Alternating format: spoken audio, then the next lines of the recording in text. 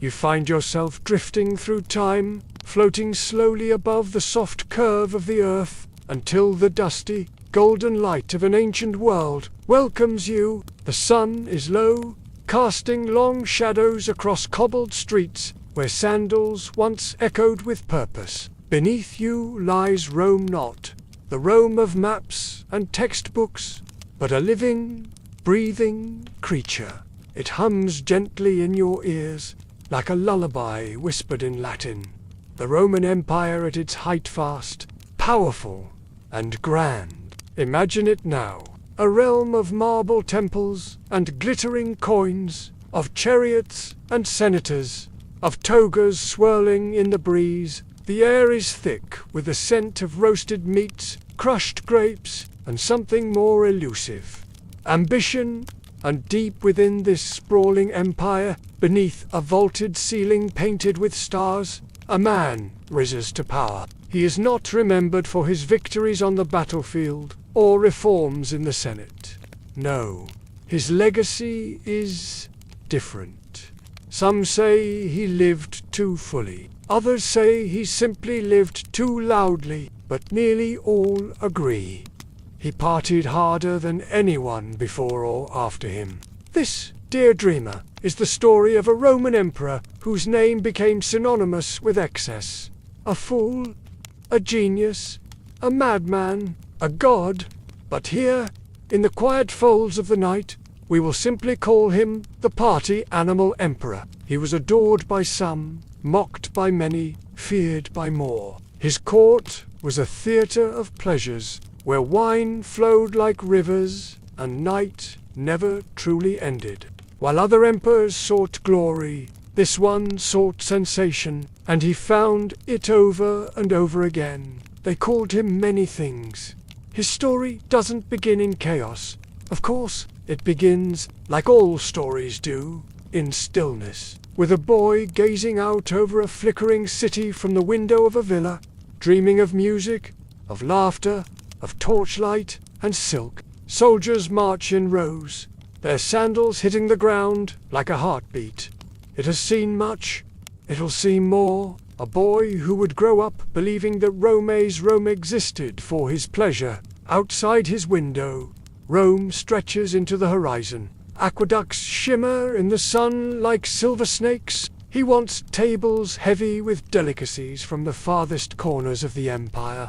Marketplaces bustle with the easy rhythm of trade, and far off, the Colosseum stands proud, its shadow long and patient. You're there now, walking slowly through this world of columns and courtyards, your footsteps soft against the stone. He wants jesters and poets, acrobats and musicians, all performing under a canopy of stars. Slaves scurry through the city, bearing scrolls to the homes of the elite.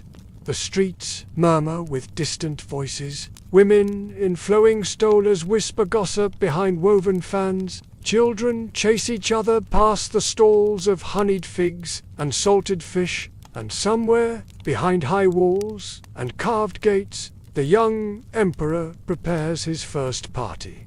Not just any party, the first party. He has watched the older nobles drink and dance, but none of them truly know how to celebrate. Not the way he imagines it. He wants firelight reflected in golden goblets. A feast, a carnival of dreams and desire. Dates from Judea, wine from Gaul, spices from the east. He does not yet know what this will cost him. He does not yet care. All he knows is that life is short, and parties are long. And Rome, he believes, was made for both. So the invitations are sent. Wax seals are stamped with imperial grace. The whispers begin. The young emperor is planning something different. By nightfall, the air above Rome glows with expectation. And so, our journey begins not with war, nor conquest, nor counsel, but with a single note of music drifting into the dark, a note that will swell into a symphony. You will walk with him, dear dreamer, through corridors of candlelight, You will witness laughter that echoes too loudly, and shadows that stretch too long. You will see how beauty, when fed too greedily, turns strange and heavy, and you will rest in the quiet moments. To the soft spaces between songs where history sighs its lessons, close your eyes. If you haven't already, let the marble streets carry you. Let the sound of a distant lyre lull you. There are many chapters to come. But, for now, all you need to know is this. Rome is waiting, and the Emperor is about to open the doors. It is early evening in the heart of Rome. The sun has just begun its descent behind the 7 hills, and golden light spills lazily across the rooftops. It drapes the statues in warm shadows and slips between the columns of marble villas, illuminating rooms prepared for something extraordinary. A hush spreads slowly, like the first gentle notes of a symphony about to begin. Inside the Emperor's palace, still young, still innocent in some ways, preparations unfold like clockwork. Servants in linen tunics glide across mosaic floors, arms full of amphorae filled with honeyed wine. Musicians tune their instruments, plucking softly like birds clearing their throats before a morning song. And in the center of it all, the Emperor stands still. He is young, barely more than a boy, really, barefoot, dressed in robes dyed deeper purple than a vineyard at dusk. He gazes over the arrangements with the intensity of a sculptor inspecting a block of marble. Tonight must be perfect. Tonight must be unforgettable. No one knows quite what to expect, not even the guests. There have been banquets before. Yes, many, but never one quite like this. The Senate bores him. The military is a distant sound, like thunder on another shore. It hints at something more. Word spread quickly across the forum. The Emperor is hosting a feast to mark the end of the harvest season. But the scale of it, he doesn't care for politics. Not really. But pleasure, that he understands. That is something worth ruling for. And so, as the stars begin to blink awake, the gates open. Long silk-draped tables stretch into the garden, curved like rivers. The first guests arrive in carriages trimmed with bronze. Cloaks flutter, perfumes dance in the air, and whispers trail behind every noble who enters the courtyard. The garden, transformed into a glowing dream, pulses with the fragrance of night-blooming flowers and fresh-cut cypress. Lanterns, shaped like floating lotuses, hover above water, casting a warm shimmer across the surface of a marble pool. A gentle lyre begins its melody. Imagine it with me now, dreamer. Upon them, towers of food rise, high-roasted peacocks with gilded feathers, figs stuffed with almonds and honey, loaves of bread still warm from the hearth, poets who recite verses so gently guests forget to chew. And in the middle of it all, the Emperor watches with a quiet smile. Amphorae of wine stand ready at every elbow, not just any wine, but vintage chosen from deep beneath the Emperor's villa. He lets the feast speak for him. That's how he planned it. Wines kissed by the sea breeze of Sicily or the sun-drenched hills of Hispania. A servant in gold-threaded sandals presents a bowl of oysters nestled in snow. Snow in Rome, imported at great cost from the mountains. It melts fast under the torches, but not before impressing every eye that sees it. His laughter when it comes is rich and effortless. And then, from the shadows, they arrive the entertainers. Dancers from Alexandria, faces painted in spirals of silver, acrobats from the east, bending like flowing water, a juggler with eyes that never blink. It is how he makes others feel, he says, little at first. A servant girl, no older than 15, yawns in the shadows, unseen. There is work behind the wonder. There is cost behind the glitter. Every guest feels like a god. He sits not on a throne, but on a raised couch, among them but above them, wrapped in embroidered silk. The kind that makes others want to laugh too. Even those who came prepared to be unimpressed feel their cynicism melt beneath the soft glow of torchlight and the scent of baked cinnamon. One senator leans toward another and whispers, "This is madness." A few nobles doze softly on cushions, their heads resting in one another's laps, but his lips taste of honeyed wine, and he does not stop drinking. Midway through the night, as the moon climbs high, the emperor raises a goblet and speaks. Night's end, even in Rome.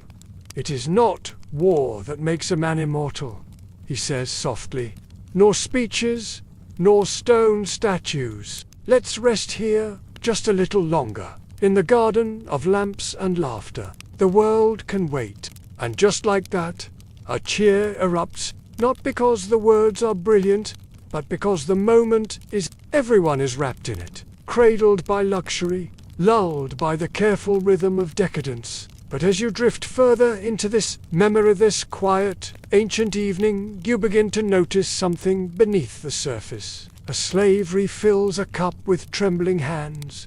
A soldier at the gate shifts his weight, eyes scanning the crowd, always watching. The emperor does not see it, or perhaps he chooses not to. For now, he is content to be adored, and his guests soared half-drunk and wrapped in gold are happy to oblige. As the night deepens, the stars above Rome blur into gentle white streaks, like the tales of forgotten dreams. Somewhere, a flute begins to play a slower song, and the emperor, smiling, closes his eyes for just a moment. In that moment, he believes something strange. He believes this night will never end. But you and I, we know better still. For now, the party lasted until dawn. Long after the wine had been drained and the music had faded into the quiet sigh of night, the garden glowed with the warmth of extinguished torches and the slow stirrings of sleep. Servants crept through the stillness like ghosts, clearing goblets from limp fingers and tucking cloaks around the shoulders of guests who had fallen into dreams. The emperor, too, had vanished, slipping away hours before the stars began to pale. But Rome remembered. The next morning, a soft sunlight spilled over terracotta rooftops and pigeons cooed from carved cornices. Stories were already spreading. The bakers spoke of gold-dusted cakes. The tailors gossiped about gowns stitched with pearls. The soldiers, off-duty, shook their heads and muttered, "He's not like the others." And in quiet villas, senators reclined on cushioned chairs, sipping watered wine and asking the question that hummed through every marble hallway: what will he do next? The emperor was young but clever. He knew something about stories. He knew that for a legend to take root, it had to grow in silence, in whispers. He didn't need to boast. He let others do it for him. Grain ships docked along the Tiber. Philosophers argued in the shade. In the days that followed, the city settled back into its rhythm. Farmers arrived at market, their carts heavy with olives and sun-warmed grapes. A sense? Not yet. That would be too predictable. No, he wanted something stranger, more theatrical, as if Rome were holding its breath. Murmured, figurated. One suggested importing a rain of flowers from the east. Another spoke of floating stages on the Tiber. Rome moved forward, as it always did, slowly, grandly, confidently. But something had shifted.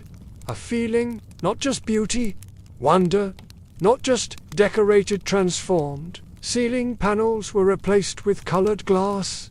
I want wonder.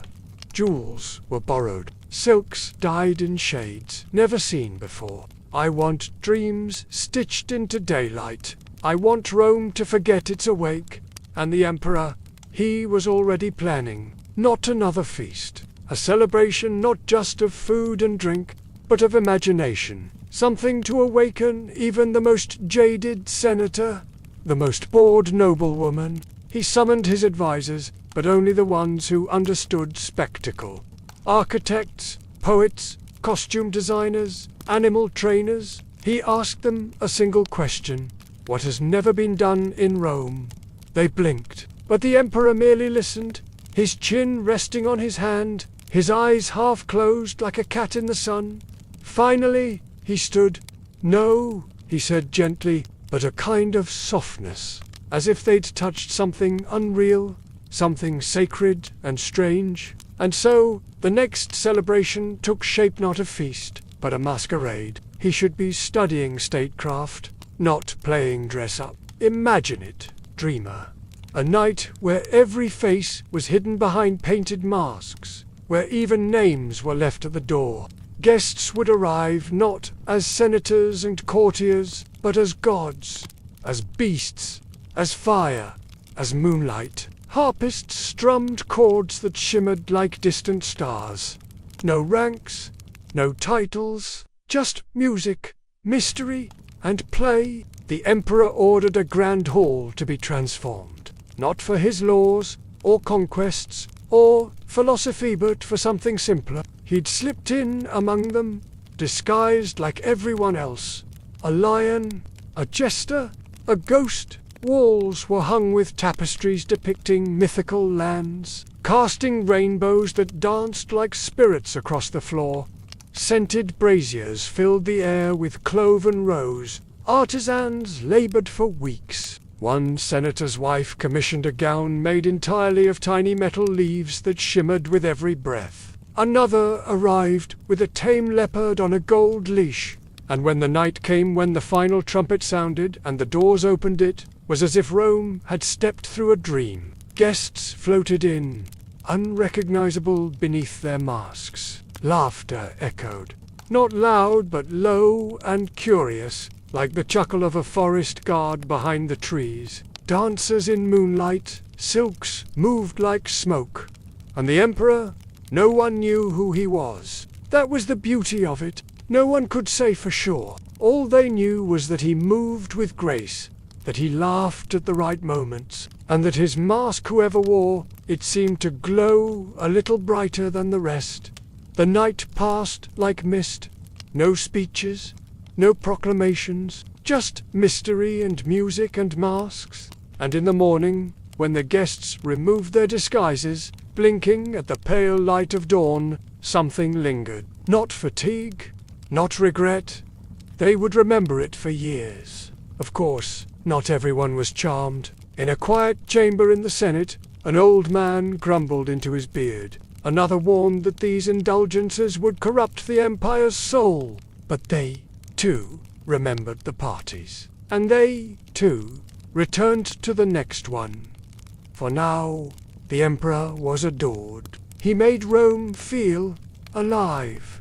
And sometimes, dear dreamer, that's all it takes. The city that conquered the world was falling under the spell of its own emperor, not with swords, but with spectacles, not with power, but with pleasure. Close your eyes. Now, let the flicker of lamplight fade. Let the music soften into memory. The masks are packed away. The guests returned home, but the feeling remains. And the emperor, he's smiling again, planning something even grander. Even Rome has its quiet days. The kind where clouds gather in slow procession over the Tiber, and the markets move with a drowsy the kind where the city seems to hold its breath, waiting for something unexpected. And it came. The emperor had disappeared again, not from the city, but from its eyes. He slipped into shadow for several weeks, hosting no feasts, planning no spectacles. The senators hoped, quietly, that he had tired of his indulgences. Perhaps he was finally listening to his advisers. Perhaps reason had found a home in his golden heart. But those who knew him better knew better. Because behind the palace gates, the emperor was designing his most ambitious dream. Yet not a dinner, not a masquerade, but an entire world. He would build a play, not just any play, a divine epic, performed beneath the open sky in a marble theatre reborn from myth. Not for the people. This was for the nobility, the artists, the chosen.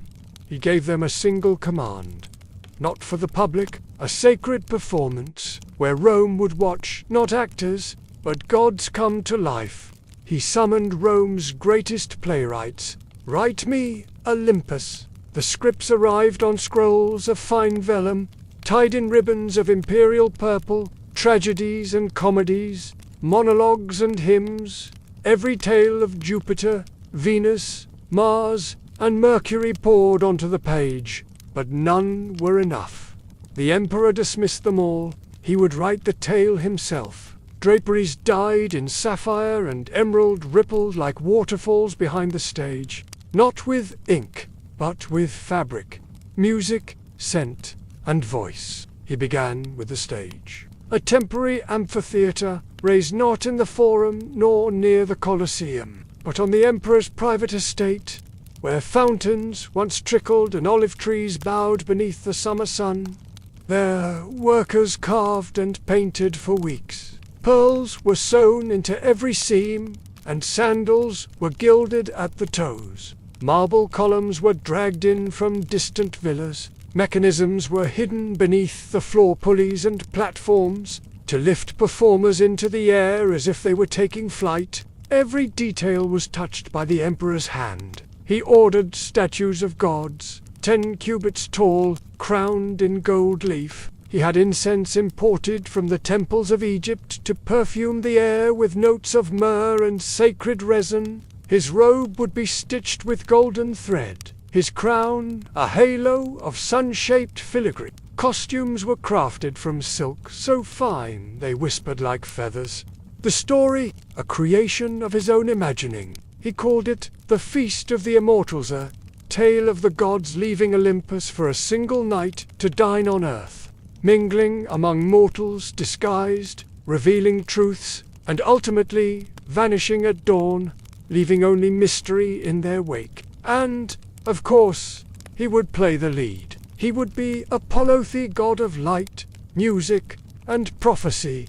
His entrance, lowered from above, descending on a glowing platform hidden by smoke and light. He speaks not in Latin, but in poetry, his voice echoing with layered harmonies. The nobles were invited in secret. Small scrolls delivered by hand. No names on the invitations, only the image of a laurel crown and a single phrase. Attend the heavens. Mars arriving on a chariot drawn by dancers masked as horses. On the night of the performance, the sky was merciful, clear and dark, like velvet stretched from star to star. Guests arrived, dressed not for the Senate, not for ceremony, but in cloaks of deep jewel tones, their faces lit by the warm glow of hanging lanterns. Dancers swirl like waves. Lights flicker between moon and fire, just transitions as smooth as sleep, one vision melting into the next. Scents drift over the audience. As they entered the theatre, music played not from lyres or flutes, but from a chorus hidden behind the columns, singing in voices so soft they felt like wind. And then the play began. Imagine it now. The first god steps onto the stage, clad in a robe the color of thunderclouds. Others called it madness, but all agreed they had never seen anything like it. One by one, the gods arrive, Venus gliding on a seashell of pearls, Mercury darting across the sky on invisible strings. And when Apollo arrives, when the emperor descends from the heavens, his robes trailing light, the audience gasps, not because of his costume. Let the scent of incense drift past your thoughts.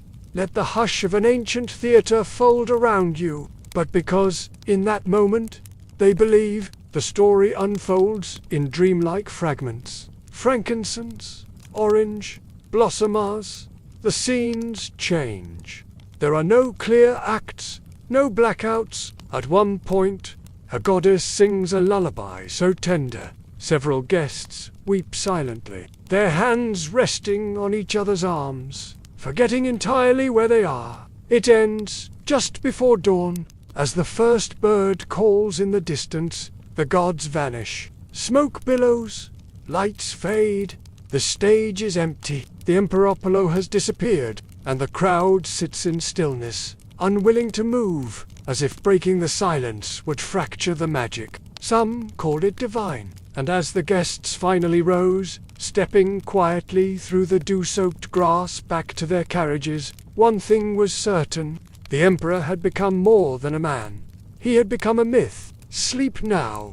If your eyes grow heavy, there are more chapters yet to come, more whispers, more wonders, but for now, rest in the golden afterglow of a stage long vanished, and a dream that felt almost real. It began, as many things do, with murmurs. They didn't rise like storms. They floated gently, like the first few leaves drifting from a tree that doesn't yet know it's autumn. Soft conversations in quiet corners, subtle glances traded between noblemen, the kind of silence that says more than words. The Emperor's spectacles had become the rhythm of the capital. Every feast, every performance, every unexpected parade or moonlit masquerade event, more elaborate than the last. Senators rearranged meetings so they wouldn't miss an invitation, had begun to shape the heartbeat of Rome.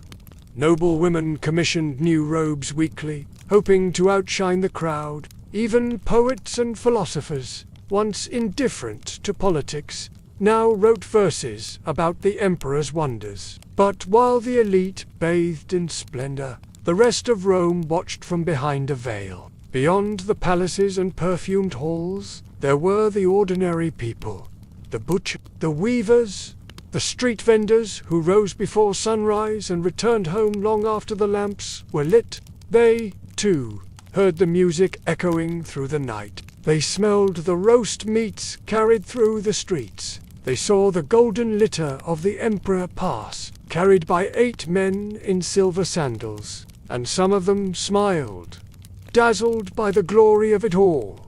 But others frowned, because something else was changing. Slowly, like water warming in a pot, the temples received fewer offerings. Repairs to aqueducts and roads were postponed. Bread was growing more expensive. Soldiers returning from distant posts grumbled about late pay and worn-out gear, and in the quiet chambers of the Senate, the older voices, once tolerant, even amused, grew sharp.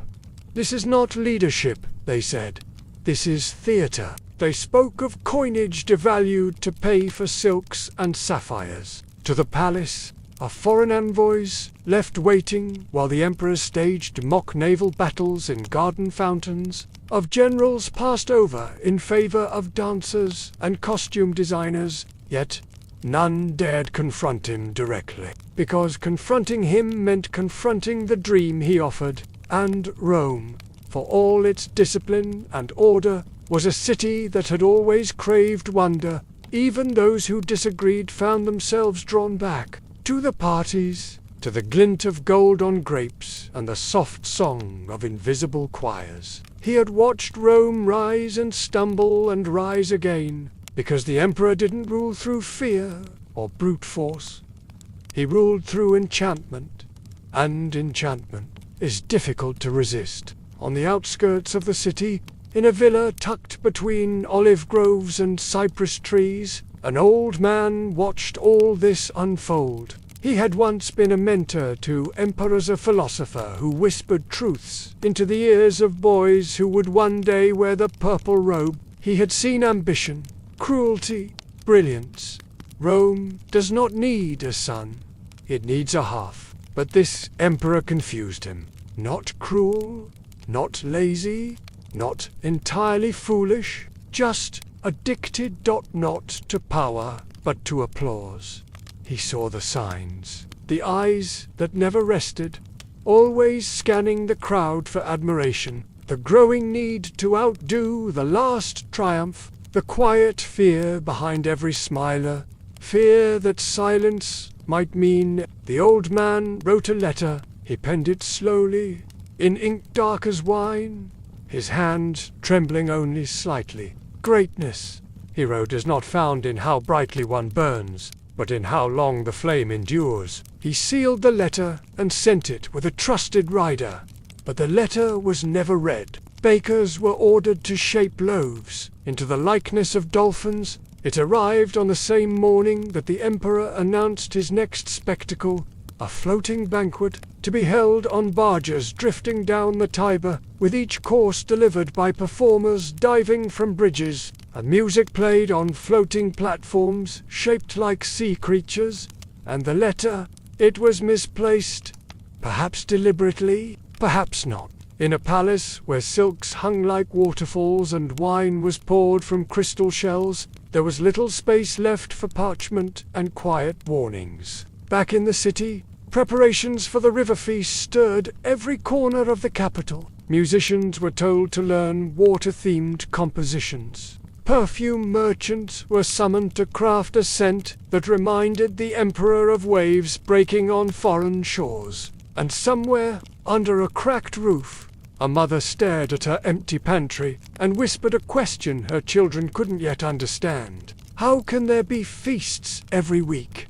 she asked gently, "when there is no wheat in the market?" The wind carried no answer. You, dear dreamer, are watching this from high above, drifting softly over the rooftops of a city split in two. One half glows with torchlight and rose petals, the other flickers with worry, with quiet sighs and fraying sandals. And somewhere in between, the emperor floats untouched for now, still shining, still beloved. But stars do not burn forever. Even Rome, eternal as it claims to be, knows that truth. So rest now. Let the waters of the Tiber carry you onward, past the barges and the lanterns, past the laughter and the warnings. We will follow the emperor a little farther yet. But not tonight.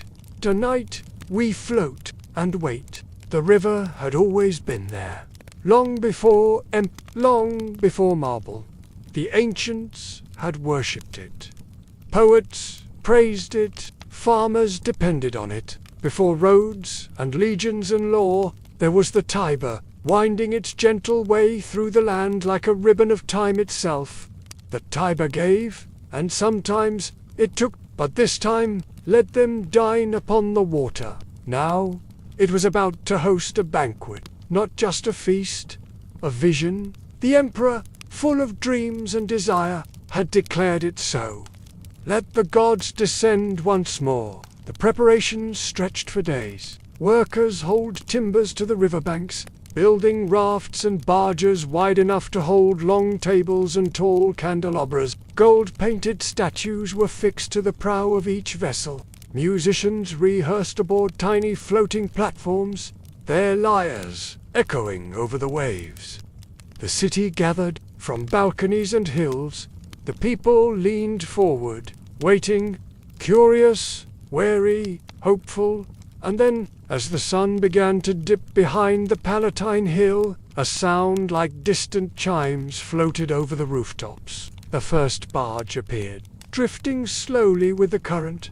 It gleamed like a dream draped in velvet, sparkling with gems, its sides carved with images of Neptune and his court. Upon it sat the emperor, reclining on cushions dyed deeper than twilight, wearing a robe so bright it caught every flicker of fading sunlight. At his feet, peacocks walked freely. At his side, dancers poured wine into silver goblets, their laughter soft and musical. Behind him came another barge, then another, and another, each one more elaborate than the last. One bore only singers, whose voices carried like prayers over the water. Another was a garden, an actual floating garden with cherry trees in bloom and vines curling around marble benches. One held only desserts, towering confections shaped like constellations, their surfaces dusted with gold, and above it all, in the sky dimming to lavender,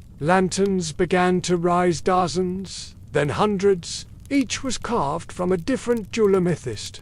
Onyx, jasper, he whispered little commands to his attendants, waved to musicians, offered toasts in verse, tiny glowing orbs, drifting upward like slow-moving stars, mirroring the river below. Rome watched, spellbound. Even the skeptics fell silent. Even the hungry paused, because there is something about beauty true, excessive, unapologetic, beauty that makes the world hold its breath. On the emperor's barge, time seemed to dissolve. Dishes arrived in waves. Roasted larks on beds of citrus, oysters chilled in snow that had been dragged from the distant Alps, figs soaked in honey and wine until they melted on the tongue like dreams.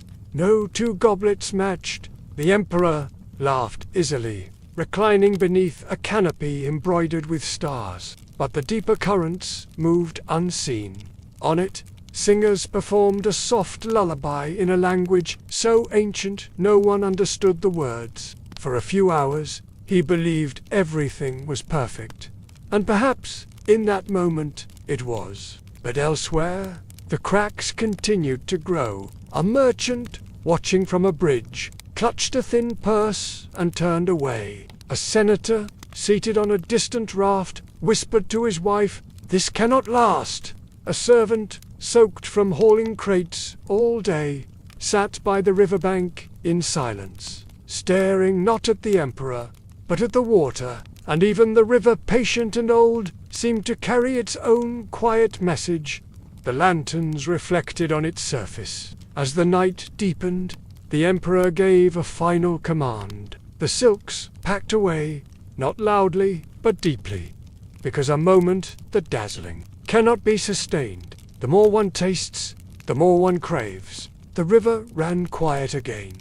A barge, shaped like a crescent moon, slid forward. The notes rose and fell like waves, each one slower than the last. And then, silence. Let the water rock you to sleep as it rocked the barges that night. The kind of silence that makes 1,000 people all feel the same thing at once. The emperor stood, raised a golden cup, and spoke just 3 words. "Let dreams rule." He tossed the cup into the river, and the crowd, as if under spell, remained still, listening not to words, but to water. By morning, the barges were gone, disassembled, sunk, scattered.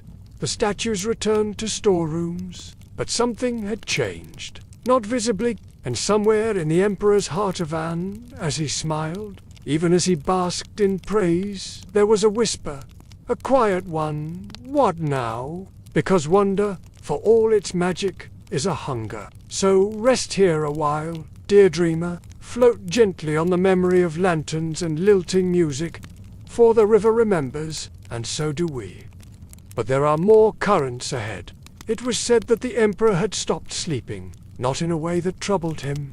He did not toss or turn. He did not stare at the ceiling, haunted by worry or regret. No, his sleeplessness was more curious, as if he were afraid to stop dreaming, because in the daylight he dreamed wide awake. Gone were the early days of simple feasts and floating banquets.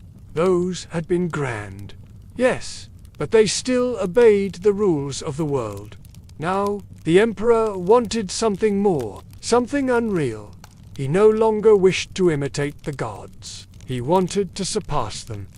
The palace grew quieter, not emptier never.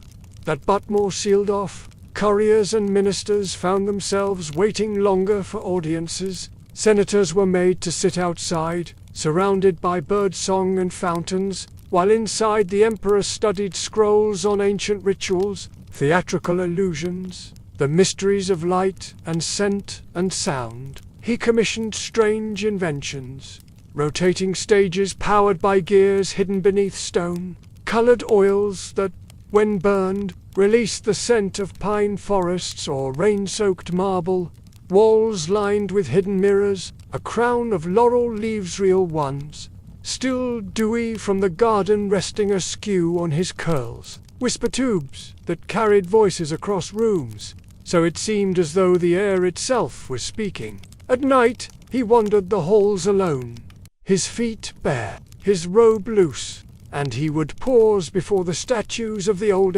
Augustus, Trajan, Hadrian, men carved from cold stone, immortalized in triumph. He would look up at them and whisper, not in mockery, but in sadness.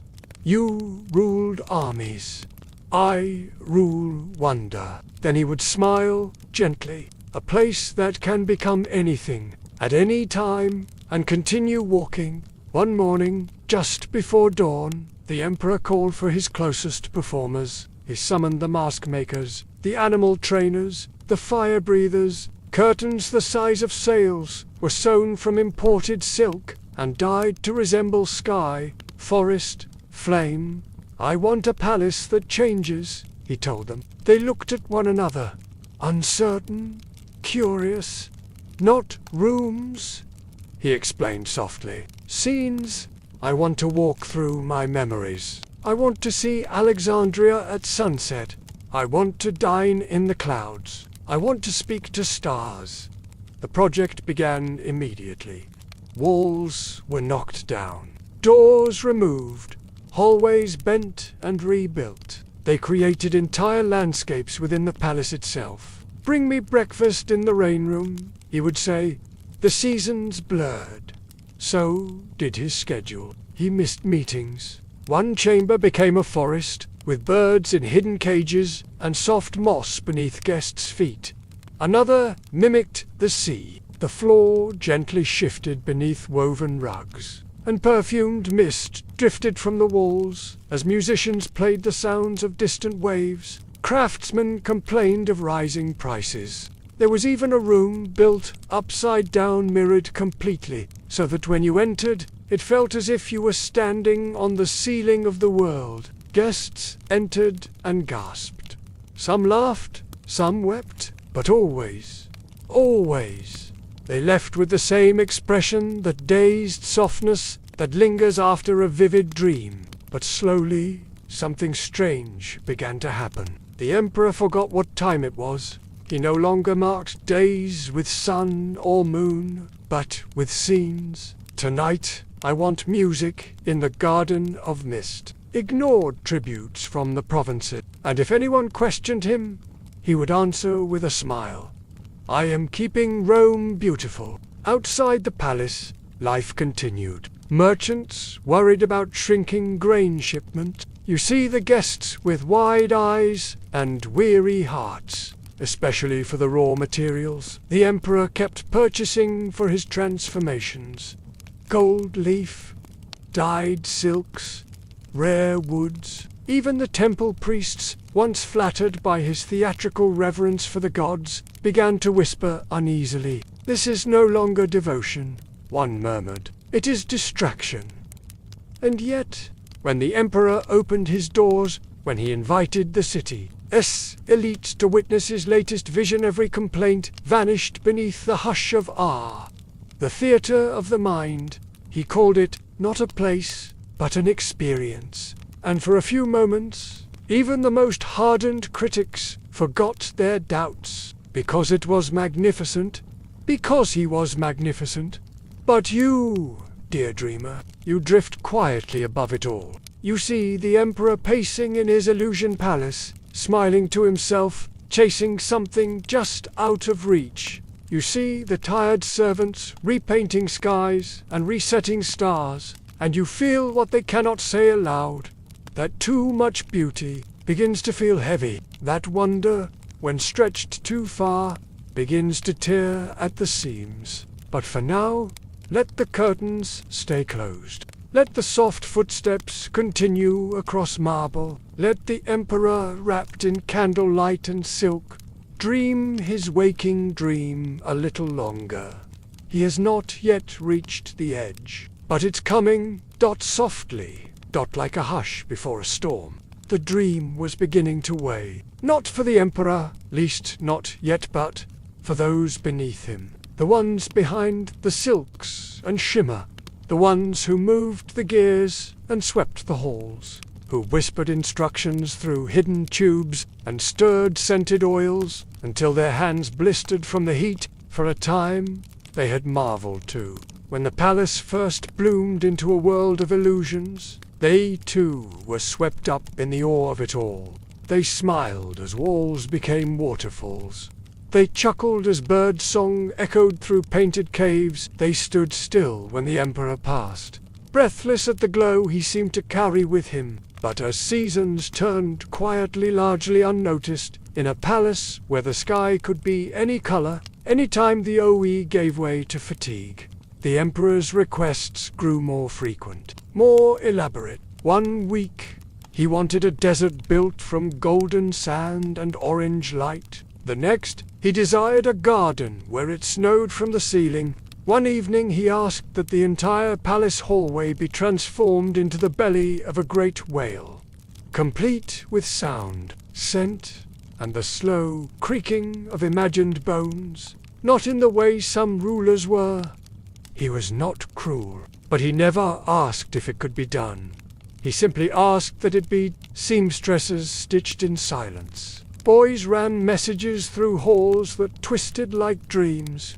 And so, carpenters toiled by candlelight, bakers sculpted loaves to look like clouds. And no one dared speak of the cost, because there was always the next vision, always the promise that this spectacle would be the one to echo forever. Outside the palace, the city shifted. More quietly now, the laughter in the taverns grew shorter. The lines at the bakeries grew longer. The fountains in certain quarters slowed to trickles as funds were redirected to feed the Emperor's artistry. Rome was still beautiful, still grand. The mint had stretched the gold too far, trying to make more from less. He turned it over, once, twice, and finally set it down. But the beauty felt ... tired. And beneath the marble calm, unease stirred like wind before a rain. In a chamber not far from the forum, an old senator rolled a coin between his fingers. The gold was thinner now. It bore the Emperor's likeness, but faintly. Not yet. They were loyal. Or so they told themselves. "We must speak," he said to the others, "before we forget what Rome is." There were nods. Not many, but enough. Still, no one dared call it rebellion. They merely wanted Rome grounded again. Back at the palace, the Emperor was composing music. He had taken up a new passion, writing lullabies for the moon. He believed, or at least pretended to believe, that if he sang the right song, the moon would descend one evening and dine with him. He sat at a curved table, surrounded by scrolls and harps, plucking notes with fingers soft from perfume. It didn't matter if anyone else believed it. It only mattered that he did, because Belief especially, one surrounded by gold and echoed by silence, can become its own reality. Meanwhile, a child outside the city gates asked his mother a question. "Why don't we go see the Emperor's palace?" The mother smiled softly. "Because it's not built for people like us." The child blinked. "But he's our Emperor." She nodded. "Yes, he is." But she didn't explain further. Some truths are too heavy for children. Some truths are too heavy for even the grown. You, gentle dreamer, watch this all unfold like mist over hills. You float between palace and street, between lanterns and lamplight. You see the Emperor's illusions glittering in the dark. You see the faces of those who hold them up, eyes heavy with sleep, backs bent under invisible weight. And yet, there is still something tender here. Not everything is broken. Not yet. There is still laughter, still hope, still time before the illusions crumble. But it flickers now, like candlelight in a room with too many drafts. And somewhere, perhaps in a hidden corner of his vast mirrored halls, the Emperor senses it too. A flicker, a shadow, not enough to disturb his dreams, but enough to make him wonder, just for a moment. If the dream is beginning to end, let your eyes close now. Let your breath soften with the hush of distant lyres. There is still time before the masks fall, but the night deepens. And the silence begins to speak. It was subtle at first, a shift so small that only the most attentive noticed. A note of hesitation in the applause, a pause between cheers, a faint echo in the laughter that didn't quite reach the eyes. But the emperor noticed, though he was surrounded by beauty, by illusion, by silk and music and gold, something in him had begun to itch. An unease he couldn't name, like a song stuck just out of reach, like a shadow that lingered longer than it should. The theatre of the mind had thrilled Rome. The floating banquet had stunned the people. But now the emperor felt as though he were chasing something just behind him. No matter how grand the vision, how perfect the performance, the silence that followed each applause seemed to grow a little longer. He began to ask strange questions.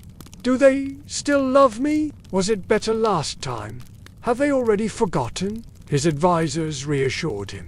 Of course, that was their role. Their nods were smooth, their smiles rehearsed, but their eyes betrayed them. The emperor saw it, and so he declared something new, something bigger, not something impossible. A palace within the palace, a mirrored city.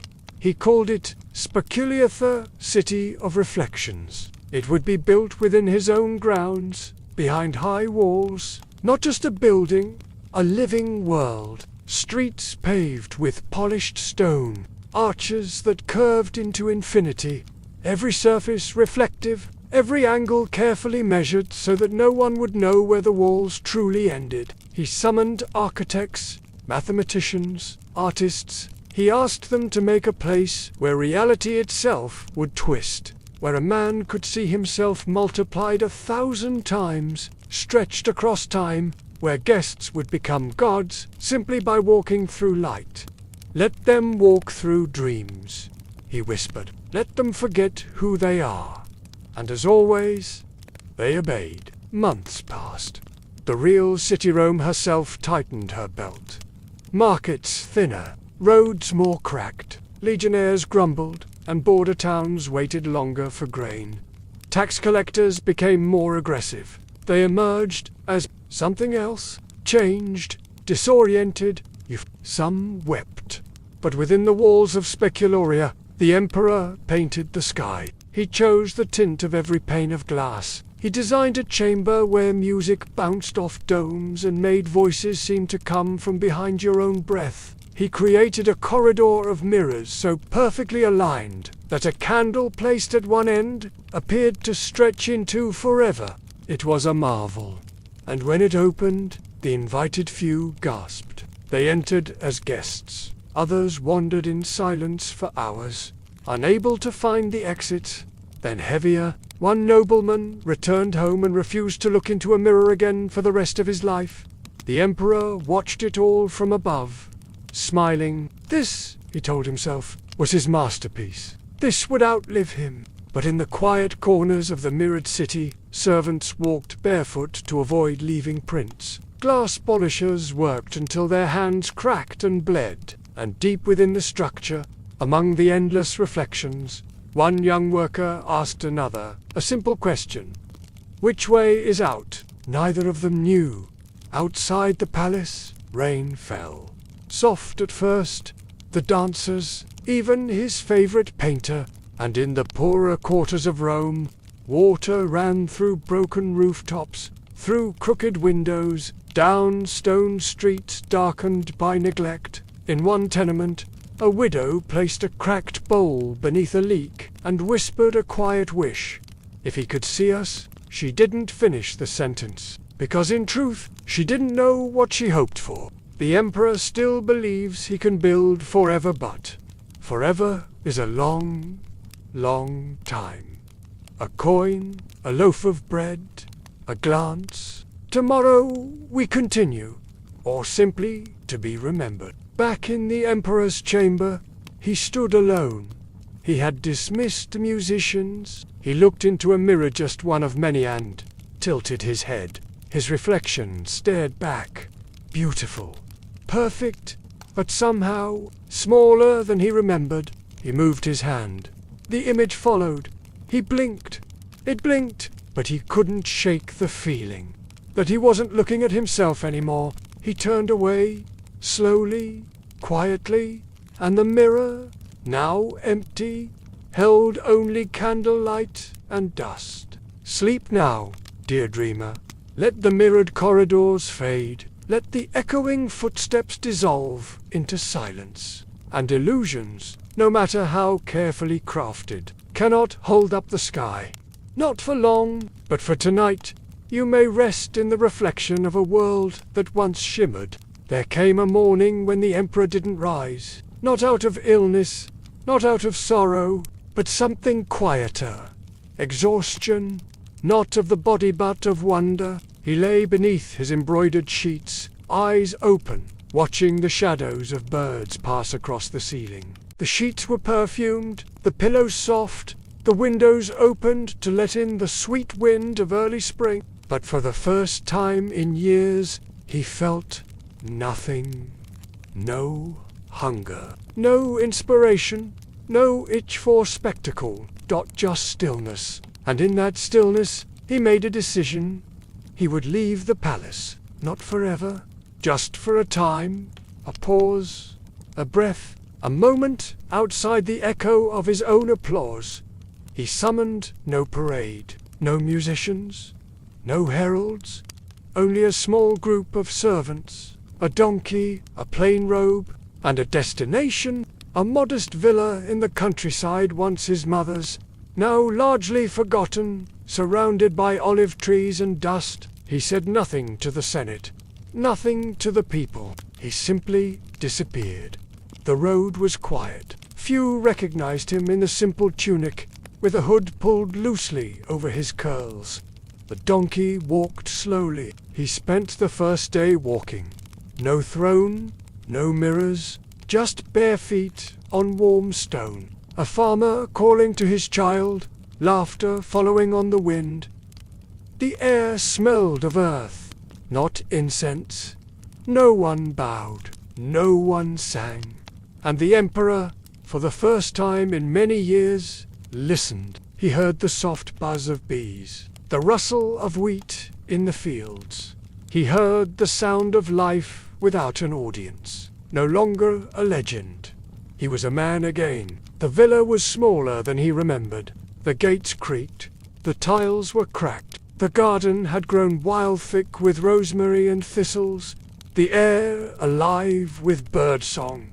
And yet it felt right. He sat beneath an old fig tree and watched ants carry crumbs in slow determination. He fell asleep there, head tilted, a leaf caught in his hair, and in that nap he dreamed nothing at all. In the days that followed, he did little. "You're the one who made stars fall from the ceiling." The emperor didn't reply.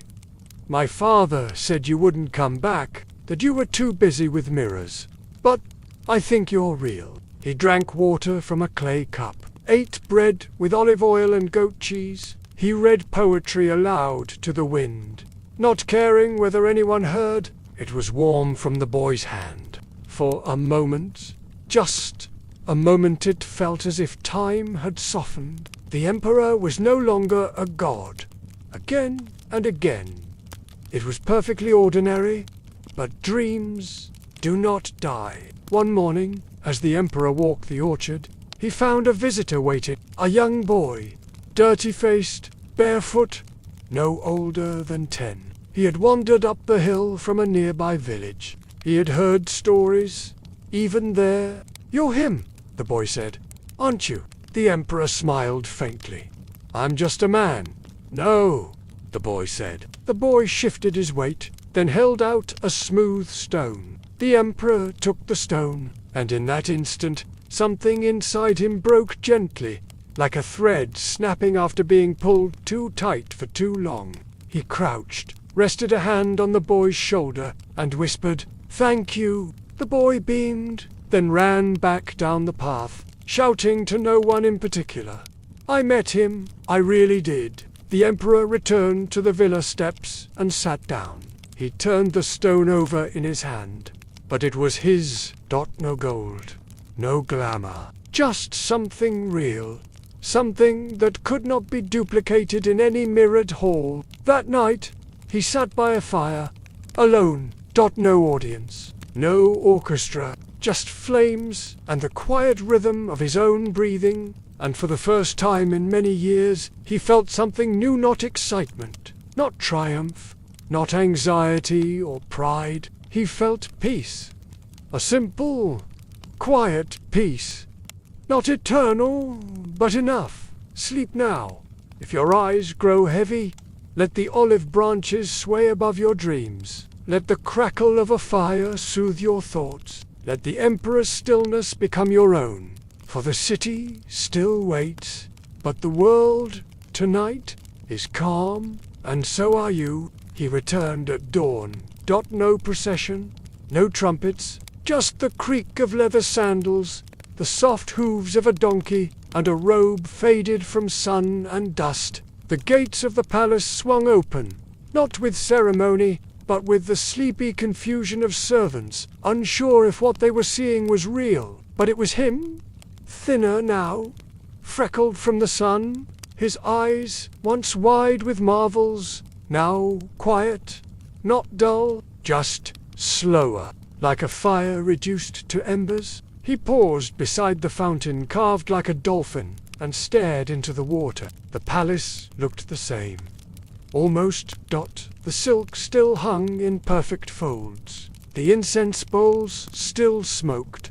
The statues still gleamed. They smiled, but their eyes flickered with caution. But it felt different.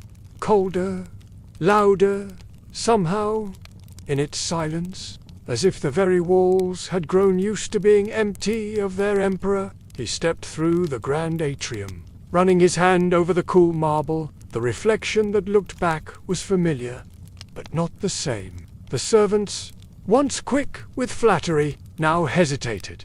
They bowed. Of course, behind them, the whispers began again, soft and clipped, like the flutter of sparrow wings. He's change. Will he start the parties again? Through the city? Through the corners of his own mind? Will he still want the mirrored rooms polished? And above all, what happens next? The emperor did not speak of his retreat. He asked no questions. He gave no orders. The silver trays were tarnished. A fig lay dried on the floor, untouched, forgotten. 1,000 versions of himself stared back. Young, glorious, smiling, afraid. The ministers, the artists, the engineers, no crown, no jewels, no fanfare. The architects, the dancers, the cooks. For several days he simply wandered through the palace. He passed the old stage where once he had descended, dressed as Apollo. It was dusty now, all watching. The ropes that once lifted him had frayed. The backdrop painted with stars had faded to grey. He passed the dining hall where the gods had once feasted in his floating play. Not to rule you, but to escape myself. And when he reached the mirrored corridors, he stopped. He stood in the center of the great hall of reflections. Turning slowly, he raised a hand. They did the same. He lowered it. So did they. I chased applause when I should have listened. And then, for the first time, he spoke aloud, not to anyone in particular, but to the silence. It was beautiful, and the silence answered. It was.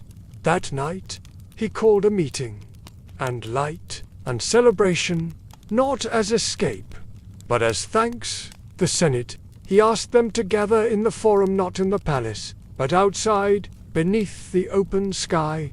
They came, some in curiosity, some in worry, some with trembling hearts. The emperor stepped onto a simple wooden platform. He raised a hand, and then, gently, began to speak. I have shown you dreams, he said. I've built a world of wonders, and that, perhaps, is the greatest beauty of all. A hush fell over the crowd. I forgot what Rome needed. I forgot what I needed. He looked down at his hands. I gave you illusions when what you wanted was bread. I offered spectacles when you needed roads. No one spoke. And so, he continued, there will be no more floating palaces. No more mirrored halls. Not for now. He paused. But there will be music still. He looked out over the gathered faces, young, old, poor, rich. I ask your forgiveness, he said simply, then stepped down and walked into the crowd.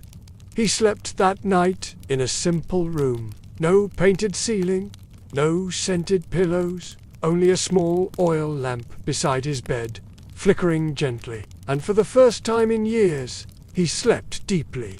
DREAMLESS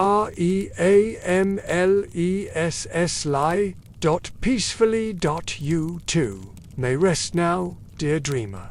The crowds have dispersed.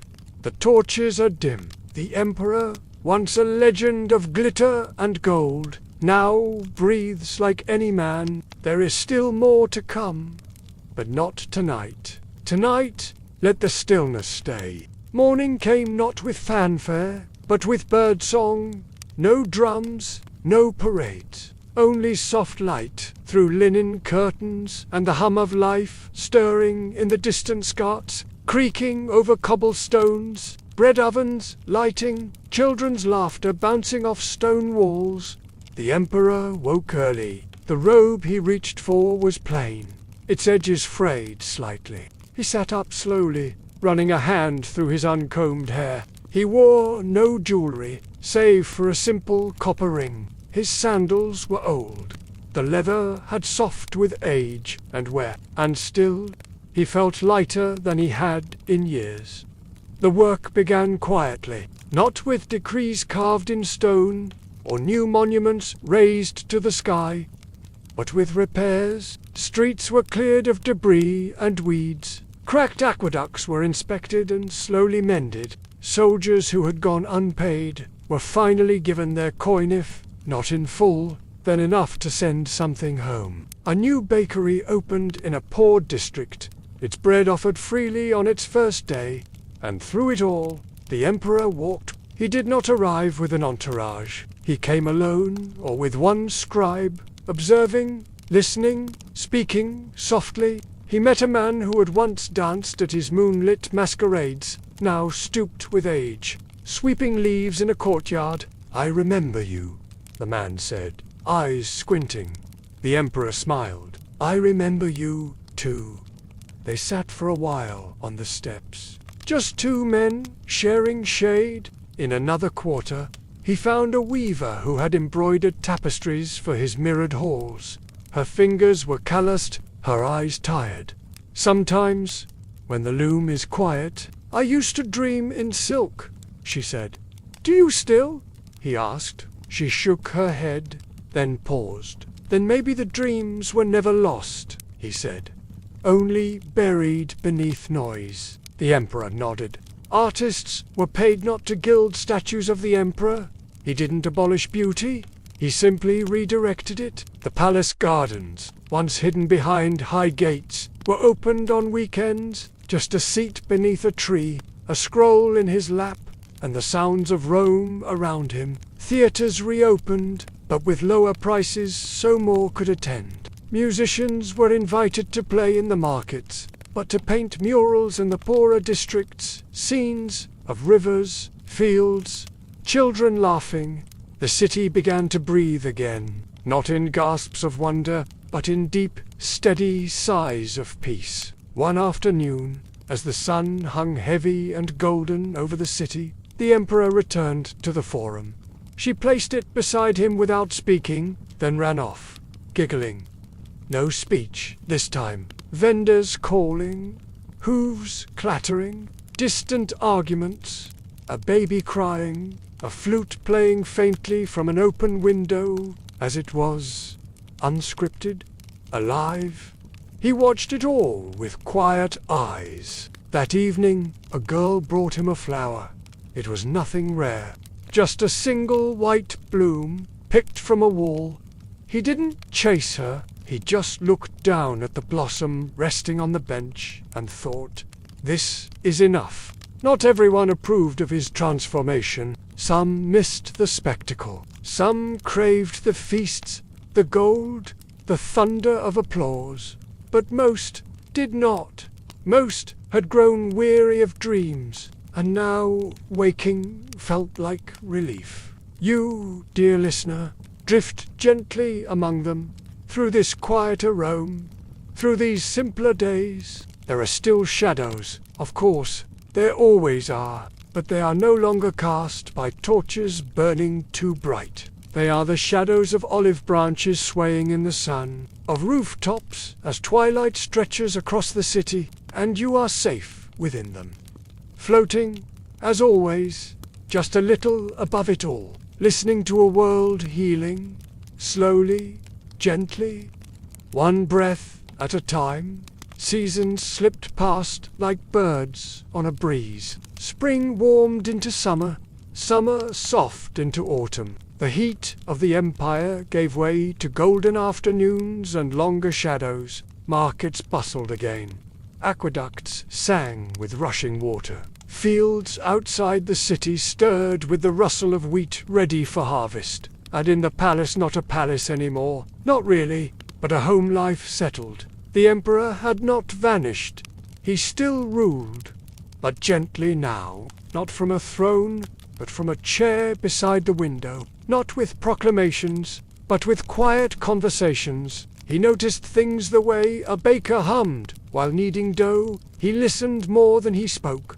He walked more than he rode. The way a cracked wall could bloom with ivy and become beautiful again. He rarely wore purple anymore. He said it reminded him too much of spotlights. One day, a musician returned. She had performed 4 rooms full of senators, poets. She had once played beneath silk canopies at his wildest feasts. Dancers and philosophers all dressed like gods, all drunk on beauty. Now she stood in the palace courtyard with nothing but a small wooden lyre and a story in her eyes. He recognized her at once. "You used to play during my floating banquet," he said. She nodded. "I played until my fingers bled." He gestured to the bench beside him. She sat. No orchestra, no fanfare, just her voice and the strings, and for the first time in many years, she played a simple tune. A lullaby, perhaps, or a prayer. The emperor closed his eyes. And in that moment, he didn't remember the parties, or the applause, or the lights. He remembered the river. He remembered silence, and how beautiful it had been. The same stars that had watched Rome rise, and would one day watch it fade. Of statues carved in his likeness and cities shouting his name. That evening, he walked the garden path alone. The stars blinked to life, overhead soft, distant, steady, the same stars he once tried to summon into his mirrored halls. But tonight, he didn't need them to come closer. He was content simply knowing they were there. He reached the fig tree where he once rested as a boy, where he had first dreamed of greatness, of glory. He sat beneath it once more. The bark had aged. So had he. He leaned back, looked up through the leaves, and whispered something into the branches. And then, one day, he learned to sleep again. No one heard it. But you might imagine it was this: "Thank you, I'm ready now. Not to rule, not to dazzle." Back in the city, a mother told her child a story. Not of conquest or battles, but of the emperor who made the stars fall, and then put them back. She didn't use his name, only said, "He was a man who dreamed too big." The child blinked. Was he happy? The mother smiled. "I think so.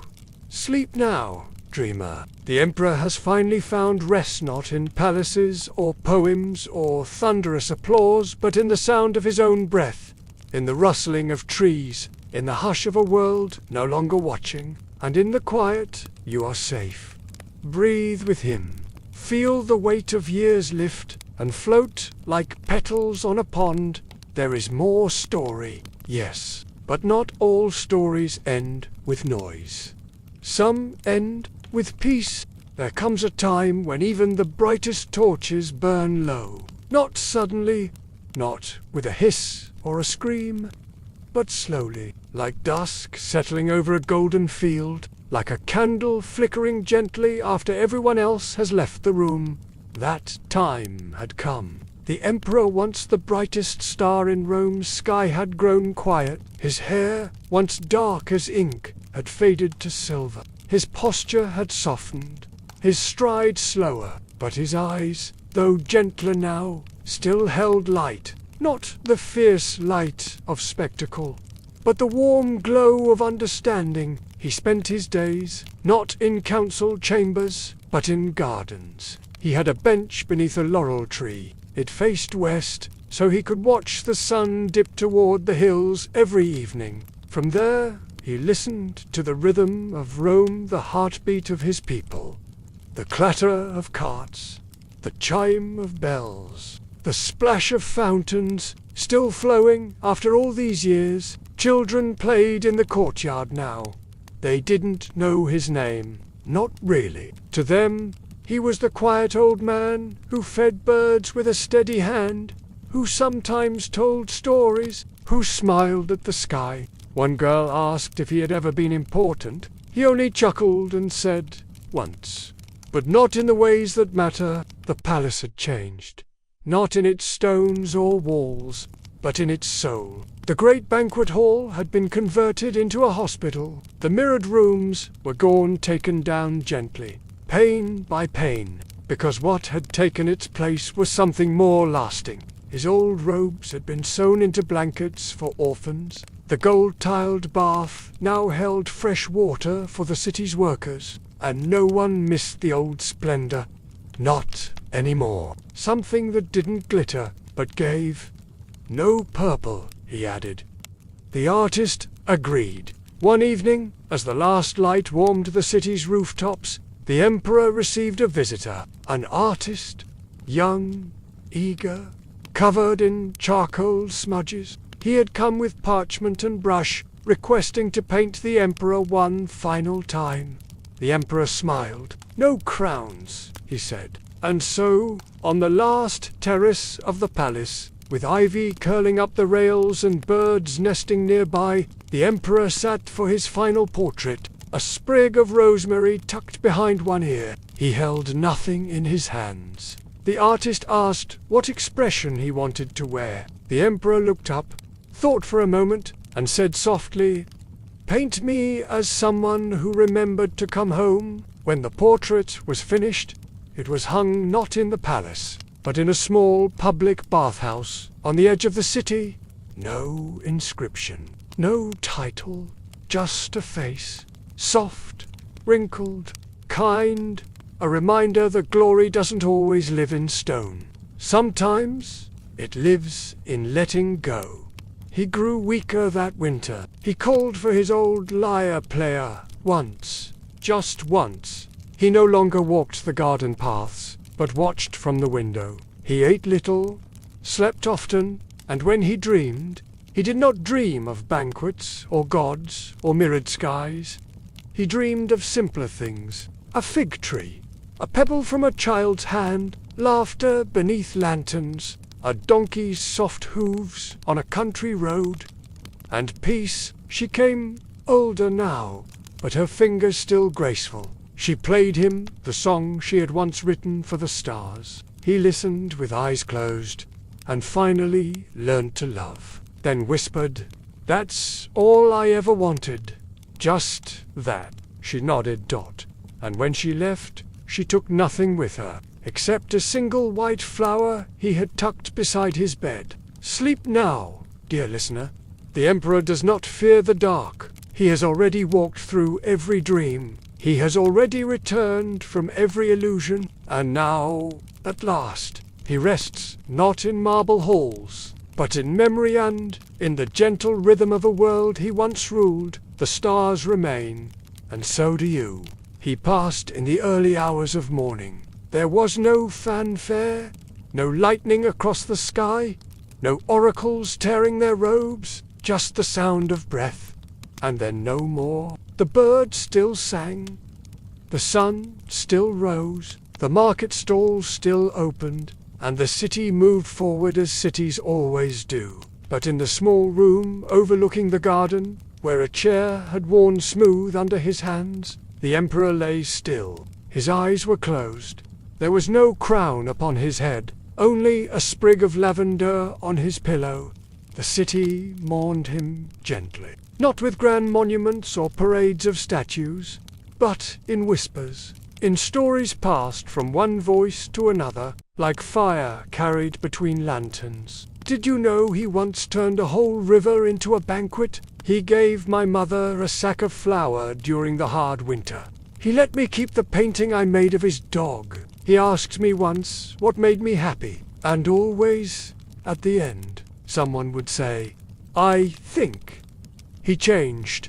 His final wishes were simple. No tomb of gold, no pyramid of marble, just a garden, with a bench and a tree, and room for others to sit, think, and breathe. They planted a fig tree there, and every spring it blooms quietly. Years passed. Emperors came and went. Some were great, others were forgotten. Rome itself would rise again, and fall again, and become something else entirely. Poets came to write, old men came to remember, but the bench remained. Children climbed its arms and picked figs from the tree above, and every now and then someone would stop, rest a hand on the worn wood, and say, "This is where he sat." Not a god, not a legend, just a man who once built palaces in the sky, and then, when the wind changed, chose to come down. The story of the party animal emperor faded gently into history, not lost but soft, rounded at the edges, told not in marble, but in memory. And like all the best stories, it no longer belonged to him. It belonged to those who remembered, to those who listened, to those who, perhaps like you, once dreamed too brightly, and then learned the peace of quiet light. And now, dear dreamer, the story is done. The fig tree sways in the moonlight. The city hums softly in the distance. You are far above it all, resting gently on the clouds of memory, wrapped in the warmth of endings. No more mirrors, no more music, only the hush of night, only sleep.